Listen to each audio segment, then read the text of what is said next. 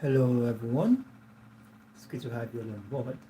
It's another time with Tutor Ayo, and in today's tutorial, it's going to be a continuation of the course, POL215, and we're going to be talking.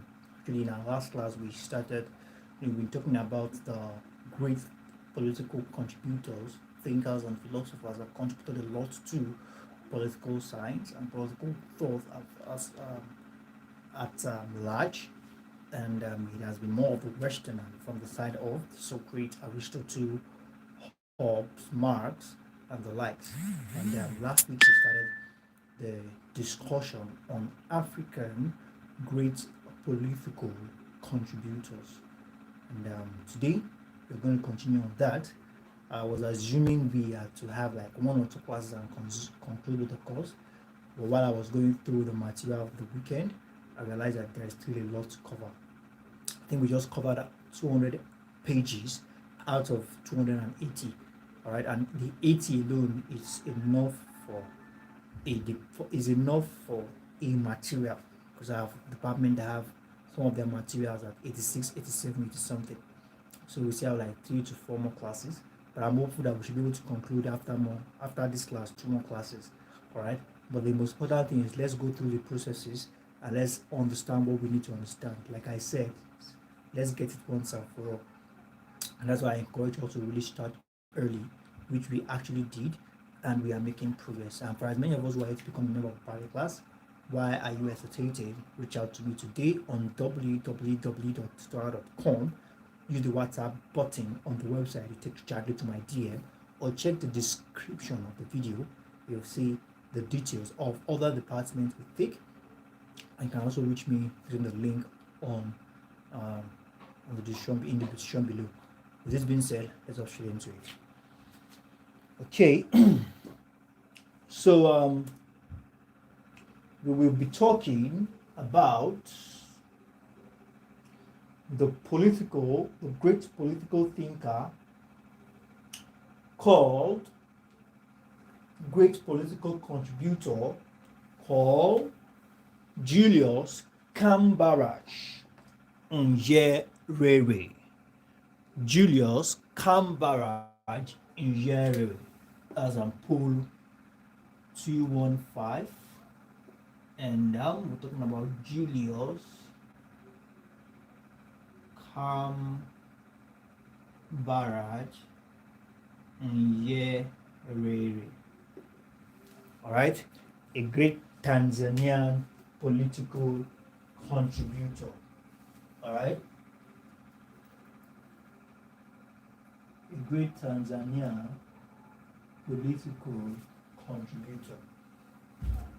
Now, Julius was born, all right, he was one of the 26 children. He was one of the 26 children of Nyerere Burrito. He was one of the 26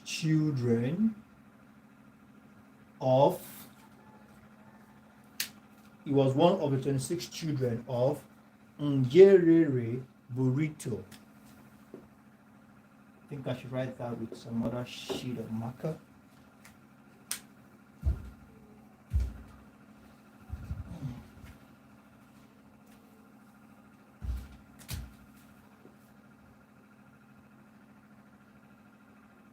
Nyerere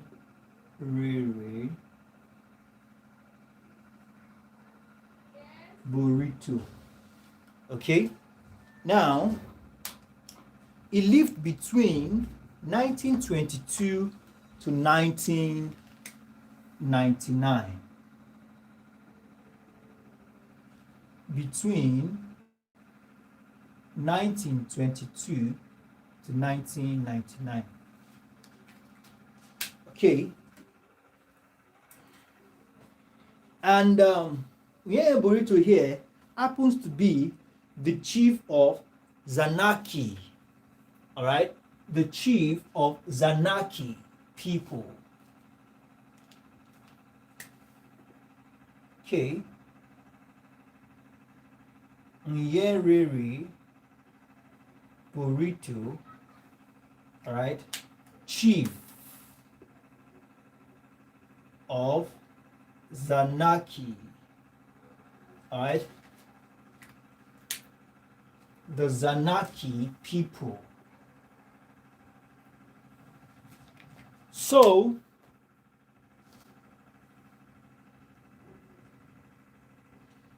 just a moment.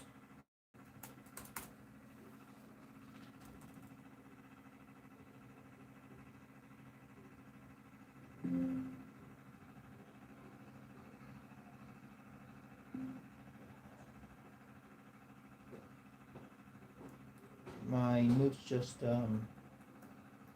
my laptop just locked. That was unexpected.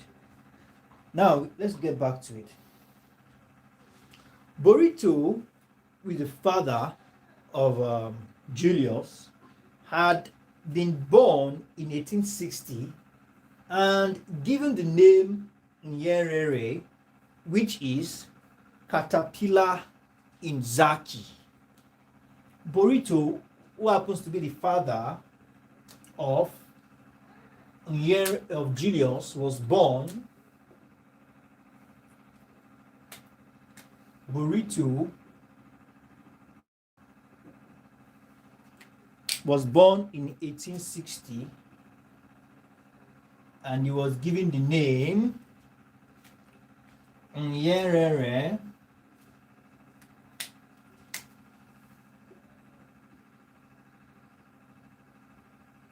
which means caterpillar. All right.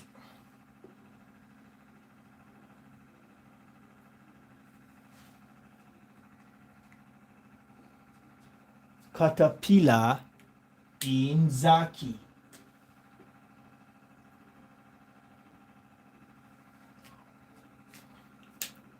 Sorry, in Zanaki, I mean to say.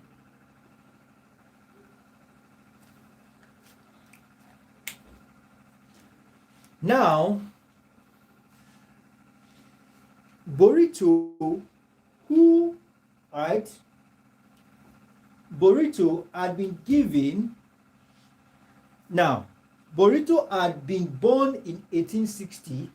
Don't forget, Burrito is the father of Julius, and he was born in 1860, and he was given the name Nyerere, which means caterpillar in Zaki, and this name came, all right, as a result of the plague of worm caterpillars that infested the local area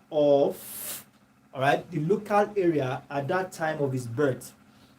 The name Nyerere, all right, the genesis of this name was given to him by his parent, all right, and during the period when he was born, there happened to be an episode, all right, then, and it was a case of caterpillars infesting, all right, the plague of worm caterpillars, that infested the local area, all right, at the time of Burrito's birth, all right. So attached to his name, all right, caterpillar, which means Nyerere in Zaki, all right, Nyerere, which means caterpillar in Zaki, all right. So let's continue. Now, Burrito had been appointed, all right, he was appointed as chief in 1950. Speaking of his father now,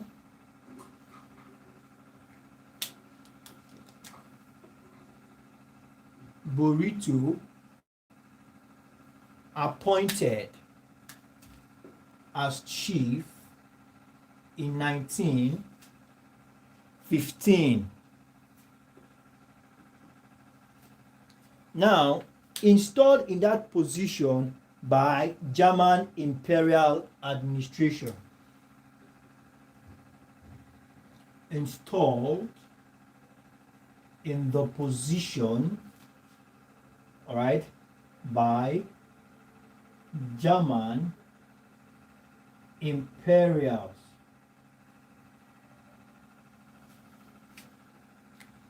All right, by German imperial administration.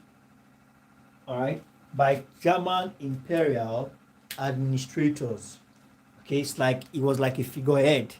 All right, they just kept him there so that you remember all these um foreigners, because they need to communicate with the locals, so they use the they use the locals to communicate with the locals.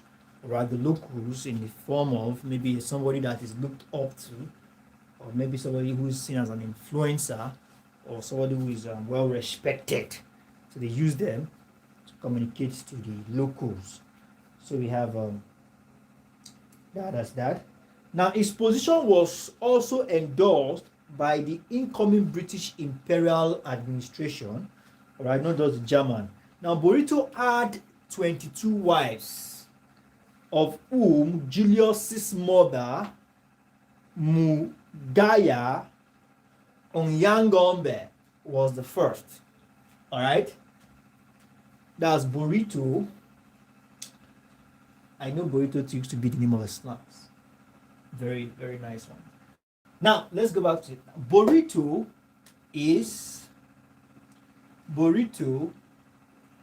has about 22. All right, he had 22 wives. Wow, that's a lot. Of whom Julius's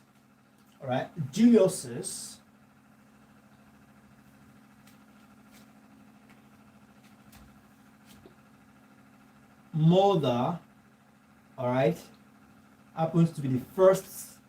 So she has 21, all right, first wife. She had other 20. Wow, this is interesting. And a name, Mugaya. So Julius' mother, that's Mugaya. I think we should just keep it at Mugaya, because the other is looking some. Okay, let's just Yang. Okay, Mugaya Yang. That is Julius's mother's name. She happens to be the first wife. Okay, so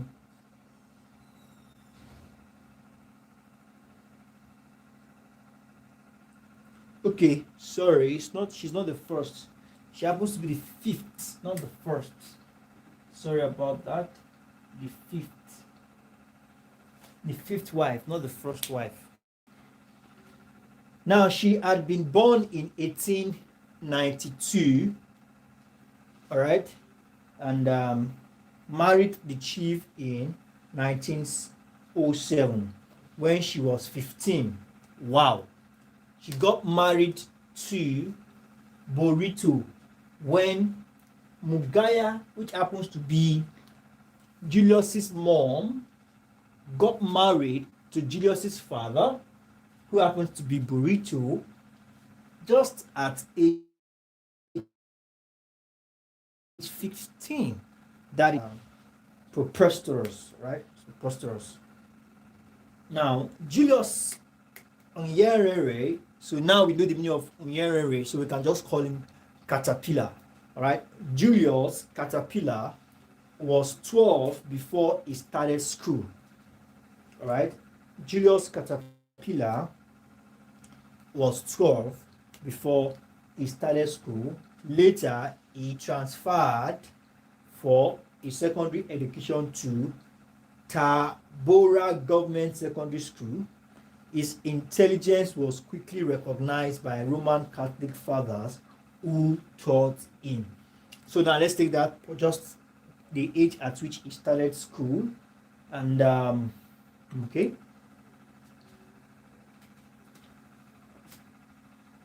So we have Julius was 12 before he started school, all right, and he was transferred to Tabora Government Secondary School, and his intelligence was quickly recognized by the Roman Catholic fathers who taught him. Now, Nyerere was forced, okay, Nyerere,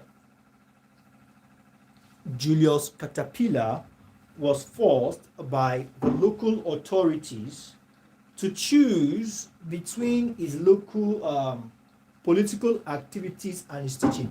Now, please, you need to understand that as time goes on, he found so much pleasure in educating others. All right, he grew to love teaching. Just as the Roman Catholic fathers had recognized that his intelligence was quickly, all right, was growing fast, and himself found it so much interesting, found interest in teaching.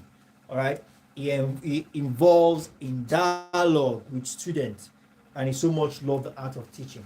So he got to a point, he was making name for himself, and he was being recognized gradually, and he got to a point whereby he was left with no other choice than to let go of his teaching career. Now, Nyerere was forced actually by the colonial authorities to choose between his political activities. He also has a flair for politics, but not as much as teaching. So he was then kept in a tight corner, and he was forced to make decisions, all right, about which he should focus on. And so he was forced by the colonial authorities to choose between his political activities and his teaching. So he was reported as saying that he was a schoolmaster by choice and a politician by incident. So obviously, he never intended to be a politician, okay? But it was accidental. So by choice, by his own will, he was a schoolmaster, all right? But he became a politician by accident. So I think we should take that point down. Permit me to erase the board.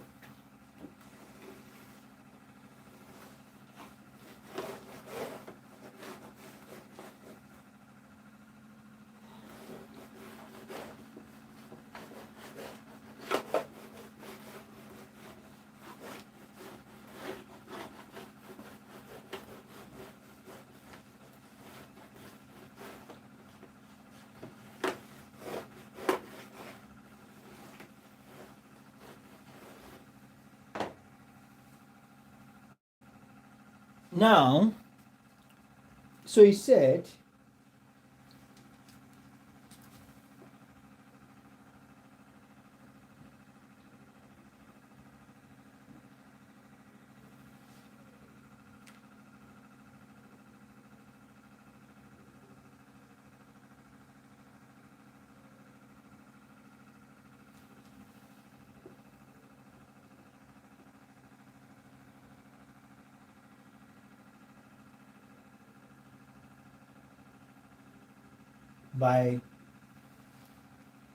I was a schoolmaster by choice, and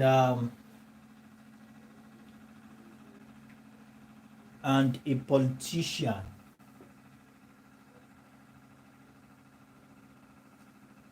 And a politician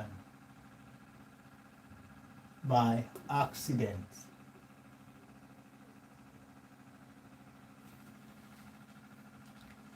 Okay, according to him. So he entered the Legislative Council in 1958 and became Chief Minister in 1960. So in 1958, he became a member of Legislative Council. 1958, member of Legislative Council. All right. By 1960, he became chief minister.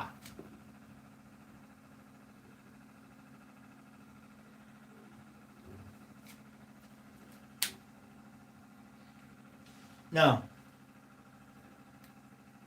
Nyerere, the caterpillar, was an anti-colonial activist, politician, and political theorist. When we say anti-colonial, it is totally against anything that has to do with colonization. Okay? He was an anti-colonial activist. He was a politician, we've established that, and he was also a political theorist.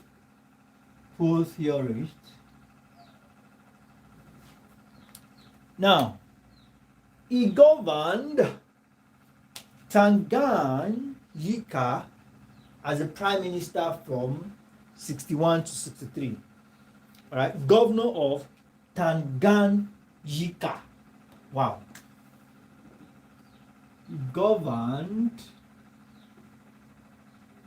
I think I should write it down. Tanganyika.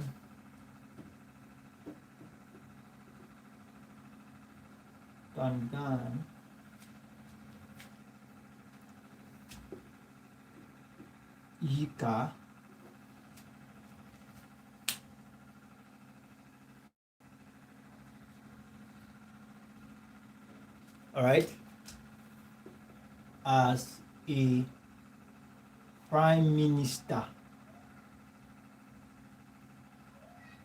from 1961 to 1963. 1961 to 1963. Okay.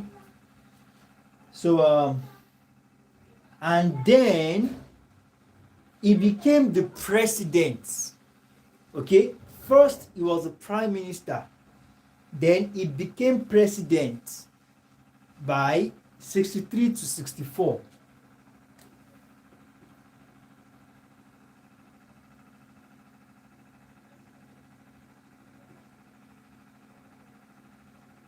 (1963 to 64), after which he led its successor state, Tanzania, as its president. All right.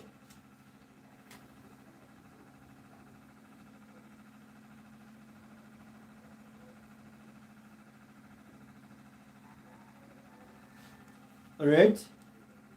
Tanzania as its president from 64 to 85.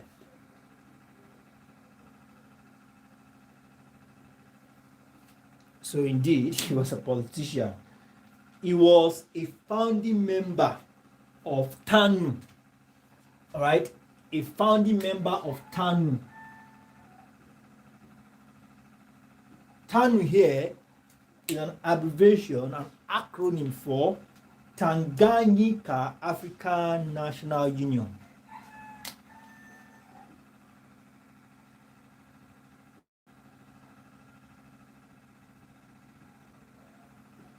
Africa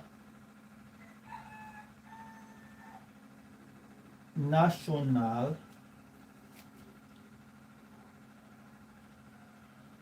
Union. All right. African, that's really a party. Okay. So, and he later became a member of the Chama cha Mapinduzi party. All right. So let's quickly look at his. Let's consider him as an African socialist. Okay, so Nyerere as an African socialist, all right. Julius is an African nationalist and socialist. He promoted political philosophy known as Ujamaa. All right, promoted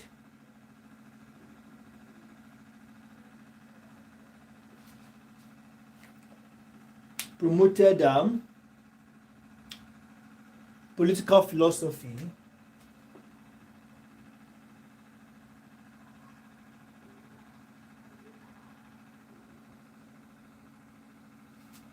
okay, the POL philosophy known as Ujamaa.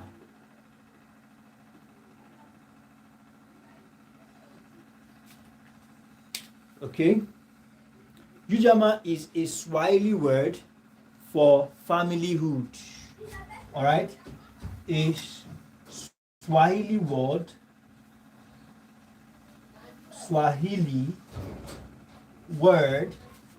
is a Swahili word for familyhood. All right, familyhood. Okay, so like I said, Ujamaa or Ujamaa,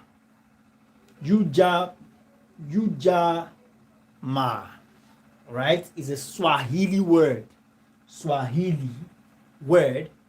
for familyhood. Okay, a Swahili word for familyhood. So we have that as that. Nyerere set out his policy in Arusha Declaration of the 5th February 1967. Now, his vision for Ujamaa was to promote social collectivity. Now, Julius, as a person, believes that the colonizers had instilled separation. The colonizers has planted separation in the mind of the people by not appreciating themselves as Africans, by loving Western education and Western behavior, and disliking the fact that they are Africans. He understands this very well. That's why he chooses, all right, that one thing he will be known for is Ujamaa, all right, and this Ujamaa simply means familyhood, all right, and his focus is to promote what we call social collectivity. Let's come together as Africans, as individuals, as blacks, all right, social collectivity. Let me erase this so we can.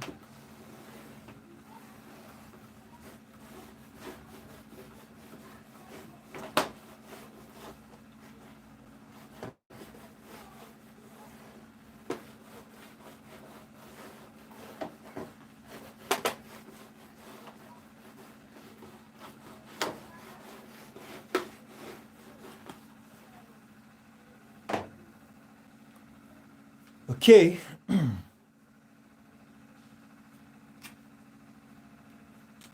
That's Nyerere's vision. All right. Vision for Ujamaa promotes what we call social promote what we call social collectivity. Social collectivity. Okay, social collectivity. He believed that people working together as a family would benefit, all right, the rural population more than settlement scheme that were used during colonization. All right, all these are just to instill the fact that working together and coming together as one is better than working as individuals. And this was a result of what the British had done, their colonizers. All right. So that was one thing about him being a socialist. All right. Now his philosophy on education.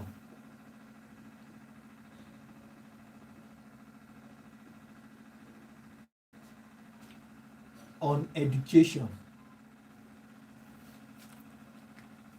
Now, before the introduction of Western system of education into Africa, the indigenous education aimed towards preserve the cultural heritage of the family, clan, and larger groups.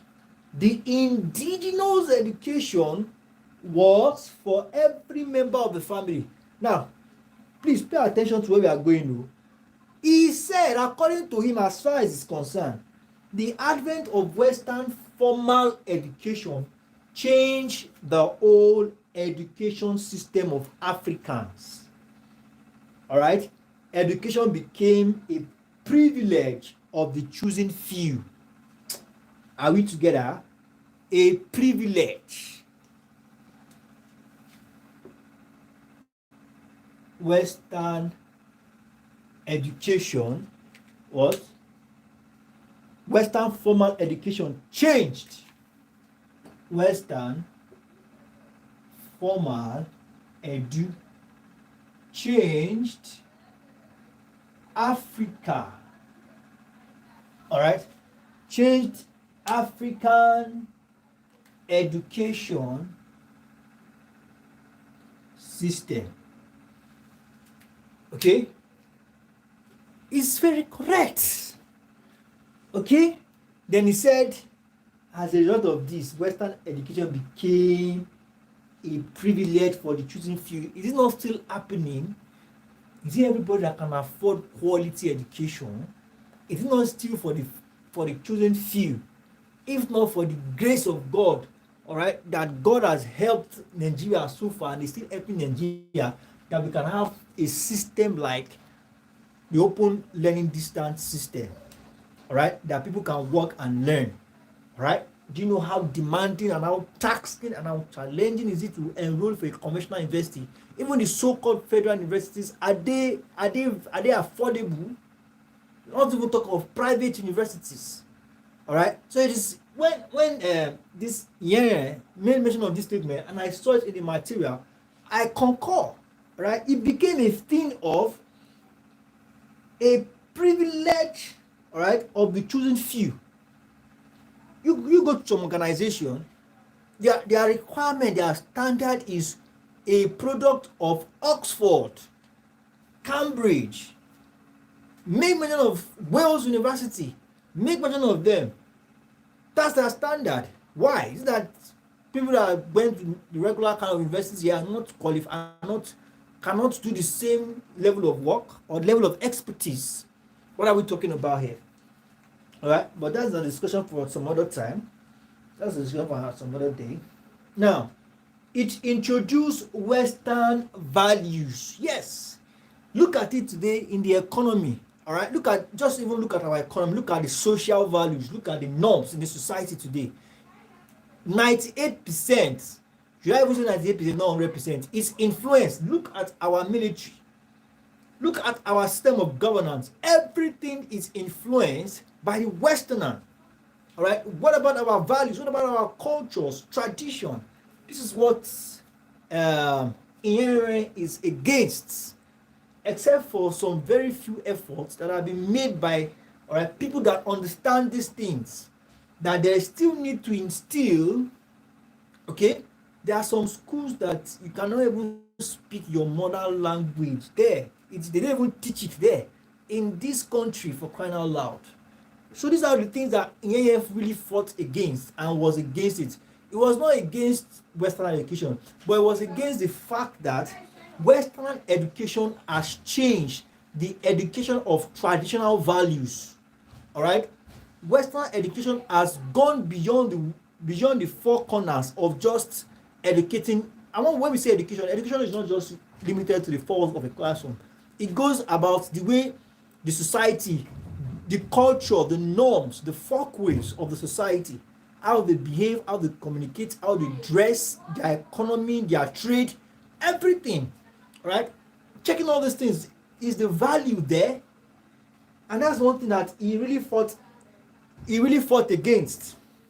All right, as a politician in Tanzania, he really fought against all these things. He said, now look at what he said. According to, now this is Adeyemi here and Adeyinka quoting Nyerere. Now, they said Nyerere believed Western education was a way of colonizing. Now, which course was it that we were taking last week? And we were made to understand that the reason why Western education was even established, the reason why it even came to, although we were particular about Nigeria then, the reason why it even came to Nigeria was because what are they even called? I'm trying to remember the word. Now, the evangelists, should I say evangelists, or the Europeans that came with the gospel to the country, all right, they needed to preach the good tidings of the gospel to the people, all right, help them understand, help them read and write, all right. So they needed to teach them how to speak, read, and write this language so that they can understand the good gospel, all right, of Jesus Christ. And that was how it started. And in other cases, some of the Europeans that came needed to communicate, they needed to trade. But basically, in the material, we were made to understand that that is the genesis of Western education in Nigeria. Right? They needed to communicate. And for the few of them that they taught, they trained to understand English and speak English, all right, they needed to also teach others. All right, and this is only done in the church. All right, this is only done in the church. So, before you can even be a teacher, then you must be a kind of priest. All right, but that intention is still kind of good because it's all about tidings of Jesus Christ, the good tidings of Jesus Christ. But what Nyerere is saying here is a Tanzanian anyway. But what he is saying here is that whether in Nigeria or wherever in the world, in as much as this came with colonization, then it's always for one purpose, okay? To colonize the minds of Africans, and which he really fought against. Okay, so all this he said, and basically, he also talked about self-reliance, about, all right, education should not be dependent, all right. He said active participation of students. Speaking of education for self-reliance, he is also an activist for students participating hands-on when it comes to education. Okay, and before we call it wrap for today, let's quickly talk about his some of his criticism. All right, his critics. Okay, so when Nyerere took over, all right, as the president of Tanzania in 1962. All right, let's talk about his critics now. All right, let's talk about the criticism. All right, when he became the president in 1962, you know what he did? He decided to terminate the employment of most of the British people who were holding very high position during the colonial period. it terminated their appointments. All right, and it chose young, educated African men to take over their positions. All right, like head of civil service, commissioner of police, and among several others. All right, to me, it's a very good move. All right, but the thing is that as a result of this, majority of these Africans that he replaced with the colonial, the British people, majority of them were not qualified, and it really turned the country upside down and led to the quick fall of his administration. All right, to me, he will have appointed them to understudy this British, the colonial, whatsoever the British, the Europeans managing these big positions, and understand it before it terminate their appointment. So basically, that was one thing that has to do with the criticism of what he did. So in our next class, we'll be talking about the Kwame, all right, Nkrumah, all right, of Ghana. That'll be our next discussion in our next class. Kwame Nkrumah of Ghana. Thank you very much, everyone. I believe we have been able to gain a thing or two in today's class. To have a wonderful evening, and I look forward to seeing you all the subsequent tutorials. Bye bye.